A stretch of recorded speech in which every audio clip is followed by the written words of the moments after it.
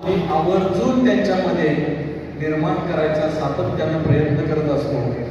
आजपर्यंत विद्यार्थ्यांना तुम्ही चित्रामध्ये क्रांतिसिंह पाहिले, पुस्तकामधून वाचले, मान्यवरांच्या मंचावरील भाषणांमधून ऐकले आणि समजून घ्यायचा प्रयत्न केला आहे. आणि आता तर आपल्याला खूप मोठी पर्वणी त्या ठिकाणी उपलब्ध झालेली आहे. नक्कीच सगळेच तुम्ही तो आपले निर्माते विशाल जाधव सर तुम्हाला सांगतील, पण शक्यतो प्रयत्न आमचा असा राहील की लवकरात लवकर तो लोकांच्या भेटीस यायला हवा आहे. विशाल जाधव सर त्याच्यामुळे या चित्रपटाचं चित्रीकरण कुठे कुठे होणार? हां, आता पत्री सरकार ही मुळामध्ये 1930 ते 1942 या कालावधीतली ही गोष्ट आहे. ही गोष्ट 2-2.5 तासात तर मावणारी नाही आहे, त्याच्यामुळे आम्हाला तो हा कालखंड मर्यादित ठेवायला लागला. आणि पुन्हा ही पिरियड फिल्म आहे, म्हणजे त्या काळातली स्वातंत्र्यपूर्व काळातली फिल्म असल्याकारणाने आम्हाला लोकेशनच्या खूप अडचणी येत होत्या. कारण आज सगळीकडे आधुनिकीकरण झाल्यामुळे त्या पद्धतीचं जुन्या पद्धतीचं बांधकाम, जुन्या पद्धतीचं वास्तू आम्हाला मिळणं फार दुर्मिळ झालं होतं. तर सातारा, कोल्हापूर या परिसरामध्ये आम्ही या चित्रपटाचं शूटिंग केलेलं आहे आणि तो काळ उभा करण्याचा प्रयत्न केलेला आहे. कोल्हापुरात कोणत्या ठिकाणी केलं? कोल्हापुरामध्ये जयप्रभा स्टुडिओमध्ये केलं, चित्रनगरीमध्ये केलेलं आहे. त्याच्यानंतर साताऱ्यामध्ये केलेलं आहे. साताऱ्यामध्ये जो डोंगर आहे, मोठा पर्वत आपला याचा सज्जनगड, त्या सज्जनगडच्या पुढचं जे जंगल एरिया आहे तिकडे केलेलं आहे. अशा बऱ्याच ठिकाणी ऐतिहासिक चित्रपट सध्याच्या काळात अपघात करताना कोणते कोणते चॅलेंजेस तुम्हाला समोर येतात? नायकवडी आहेत, राजमती ताई आहेत आणि ज्यांच्याबरोबर असे काही हे होते क्रांतिकारक होते, त्या सगळ्या क्रांतिकारकांचा आपण त्याच्यामध्ये समावेश केलेला आहे. जसं अप्पा मास्तर लाड आहे, जसं नाथाजी लाड आहेत, अशी महत्त्वाची सगळी पात्रं त्याच्यामध्ये आहेत. यामध्ये त्यांचा आत्मचरित्र आपण दाखवणार आहे की क्रांतिकारक लढा जो झाला त्याबद्दल तुम्ही डिस्क्रिप्शन देणार आहे की दोन्ही आहे? आपण दोन्हींचं कॉम्बो करण्याचा प्रयत्न केलेला आहे की नाना पाटलांचं चरित्र आणि प्रति सरकारचा प्रवास किंवा प्रति सरकारची स्थापना हे आपण दोन्हींचं समन्वय साधण्याचा प्रयत्न केला. संदर्भासाठी तुम्ही काय केलं, म्हणजे पुस्तकच फक्त वापरली का आणि काय मुलाखती किंवा प्रत्यक्ष काय गाठी? सरांना भेटलो होतो आम्ही, लाडांकडे गेलो होतो आम्ही, नायकवडींना भेटलो, अभिमन्यू पाटील सरांना भेटलो. सरांनी आम्हाला बघितल्यानंतर प्राध्यापक त्यांच्याशी सुभाष पाटील सरांची गाठभेट घालून दिली. रेफरन्स तर अनेक जणांचे आम्हाला मिळाले, पुस्तकांवरचाही आधार मिळाला आणि सुदैवानं आपल्याला आत्मचरित्र मिळाले. जी.डी. लाडांचं आत्मचरित्र जे त्यांनी दिलं ते मिळालं, नायकवडी अण्णांचं आत्मचरित्र मिळालं, सरांनी दिलं होतं ते एक मिळालं, हौसाताईंचं आपल्याला हे सरांनीच आपल्याला उपलब्ध करून दिलं. संगीताच्या बाबतीत काय सांगा, गीत वगैरे काय? आता हा ऐतिहासिक चित्रपट असल्यामुळे याच्यामध्ये टिपिकल रोमॅन्टिक गाणी वगैरे नाही आहेत किंवा आजच्या चित्रपटांमध्ये जो माल मसाला लागतो, आयटम सॉन्ग लागतो, तसं आपल्या चित्रपटामध्ये काहीही नाही आहे. आपल्या चित्रपटामध्ये गाणी आहेत पण ती पार्श्वसंगीत म्हणून आलेली आहेत, बॅकग्राऊंड म्युझिक म्हणून आलेली आहे. देशभक्तीवर आधारितच गाणी आहेत सगळी.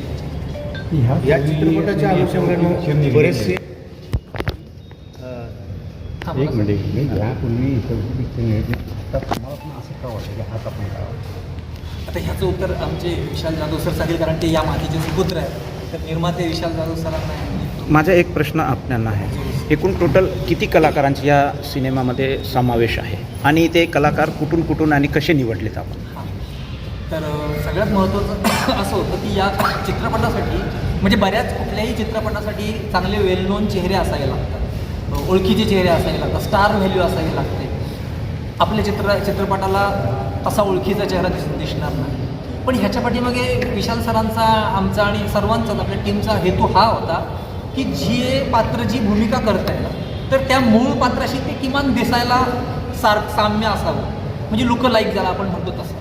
नाना पाटलांची व्यक्तिरेखा करणारी व्यक्ती ही नाना पाटलांसारखी तरी दिसावी, आता तुम्ही बघितलंच, ती तशी तरी दिसावी म्हणून आपण काय केलं की रंगभूमीवरचे कलाकार किंवा थिएटर आर्टिस्ट आपण त्याच्यामध्ये बऱ्याच जणांना भूमिका दिलेल्या आहेत.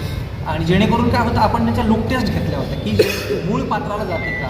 जसं नागनाथ नायकवडींचं दिसणारा चेहरा आणि त्यांचं पात्र साकारणारा कलाकार यांच्यात जर साम्य असेल तर तो त्या भूमिकेसाठी योग्य आहे. जी.डी. लाडांचं पण तसंच आपण केलेलं. तर आपण ह्याच्यामध्ये रंगभूमी किंवा थिएटर आर्टिस्ट यूज केलेले आहेत जेणेकरून जास्तीत जास्त त्या मूळ नेत्यांच्या चेहरेपट्टीला साम्य वाटावं. एकूण टोटल आपल्याला या चित्रपटाची लेखणी करण्यासाठी किती कालावधी लागला? आता ज्यावेळेला माझ्या सरांनी जेव्हा सांगितलं की आपल्याला हे करायचं आहे, त्यावेळेला पहिले 3 महिने आम्ही रिसर्चच जास्त केला. आम्ही भेटी दिल्या सरांना. भेट दिल्यानंतर सरांनी कुठे कुठे घटना घडलेल्या आहेत ते सरांनी आम्हाला स्वतः सगळं दाखवलं. शेणोली स्टेशनचं वगैरे सगळ्या घटना आम्हाला दाखवल्या. जे त्या ठिकाणची घटनास्थळांना आम्ही भेटी दिल्या आणि त्याच्यानंतर मग संदर्भ ग्रंथ आम्हाला मिळाले. मग त्या संदर्भ ग्रंथांचा अभ्यास केला. मग मुलाखती आणि मग प्रत्यक्ष घटनास्थळ या सगळ्यांचा अभ्यास करून मग ते मांडलं. तर ह्या घटनेला साधारणपणे लेखन करायला 6 महिने लागले. 6 महिने का लागले तेही सांगतो तुम्हाला. ह्या सगळ्या घटना क्रोनॉलॉजिकली ओके असायला हव्या. जर त्यांचा घटनाक्रम जर चुकीचा लिहिला आपण तर तो उलटसुलट होऊ शकतो. आणि आपल्याला जी पटकथा करायची होती ती नॉन लिनियर स्वरूपाची करायची होती. म्हणजे पाठचा भाग पुढे, पुढचा भाग पाठी अशा स्वरूपाची, जसं फ्लॅशबॅकमध्ये मध्ये असतात तसं. आपला चित्रपट 1930 ते 1942 ह्या कालावधीमध्ये असल्या कारणाने आपण 30 ते 42च्या सगळ्या घटनांची जंत्री तयार केली, म्हणजे क्रम तयार केला आणि त्याप्रमाणे आपण पटकथा बांधली त्याची.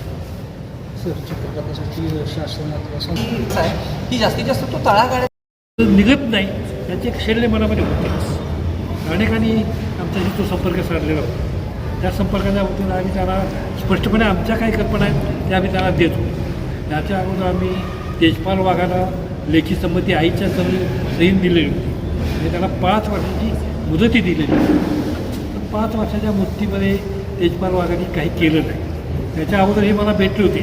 तुम्ही त्याला स्पष्ट सांगितलं तेजपाल वाघाला आम्ही लेखी संमती करार करून संमती दिलेली आहे. पण माझ्या आईनं स्वतः त्यावर सही केलेली आहे. त्यामुळे त्यांची मुदत संपेपर्यंत आम्ही तुम्हाला काही म्हणजे पुकार देऊ शकत नाही. तुम्ही प्रयत्न करण्याचा आमचा नकार नाही. जोपर्यंत आम्ही संमती दिलेली आहे 5 वर्षाची मुदत घालून तोपर्यंत आम्ही तुम्हाला लेखी संमती देणार नाही, देऊ शकत नाही. त्यांची मुदत गेल्या वर्षी 1 वर्षापूर्वी संपली. 1 वर्षापूर्वी मुदत संपल्यानंतर एक 4-5 महिन्यांनी माझ्याकडे अभिमन्यू आणि जाधव दोघे आल्यानंतर ठीक आहे म्हणतो. पण तुम्ही सिनेमा करण्याच्या बरोबर आमच्या ह्या अटी आहेत की त्यामध्ये अनैतिहासिक काही येऊ नये, विचाराच्या विरोधातून काही येऊ नये. तुम्ही सिनेमा केल्यानंतर करायच्यावरून आम्हाला तो दाखवा. याप्रमाणे ते हा टीजर दाखवला. त्याच्या अगोदर त्यांनी जे काही चित्रित केलं होतं तेही थोडं दाखवलं होतं. तो पूर्ण नव्हतं तसं, पण त्यांनी थोडंसं दाखवलं होतं. त्यामध्ये आक्षेपाने मला काही वाटलं नव्हतं. पण अजून मला ते सगळं आम्हाला बघावं लागेल. त्यानंतर सांगू. आता हा सिनेमाचा प्रवास सुरू झाला तर तुम्ही काय अपेक्षा ठेवाल किंवा काय तुम्ही त्यांना एक वरिष्ठ म्हणून काय मदत कराल किंवा कसं तुम्ही यापुढे पाहाल ह्या पूर्ण कास्टिंग किंवा टीमला? नाही, त्यांना व्यक्तिरेखा उभा करण्यामध्ये जे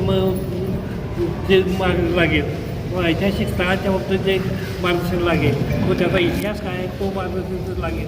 त्या सगळ्या घटना क्रमवारीनं सांगायचा आणि त्या ठिकाणी करायचा आमचा प्रश्न नाही. ते सहकार्य काय आहे. बापू, नानांच्या मूळ गावी काही चित्रीकरण होणार का? ते आम्ही ठरवायचं होईल काय हो ना. आता नवीन बांधकाम आता खूप झालेली आहे त्यामुळे ते एक बंधन आपल्याला असतं. आपली खूप इच्छा होती सुरुवातीतून करावी. नवीन बांधकाम एक म्हणजे आता काळ दिसणार नाही. परंतु त्यांच्या वाड्याचं सुद्धा पहिले ते होते स्कूलबाहेर राहिले ते त्या परिसरातलं जे काही लुक आहे ते आहे तसंच आहे, काही चेंजिंग झालेलं आहे. म्हणजे समजा ते ट्रेन वगैरे आपण ऐकलेली आहे, इथं ट्रेन भेटली, इथं हा जो लुक आहे तो आहे तसाच आहे. टोकरदऱ्या तशाच आहे. तिथलं काही चित्रीकरण आपण करणार आहोत. कारण काय जिथनं क्रांती सुरू झाली तेही कमीत कमी पडद्यावर दिसावं अशी काही या त्या भागात चित्रीकरण म्हणजे प्रॉपर त्या गावात केलेलं नाही, तो करण्याचा प्रयत्न राहील आपला.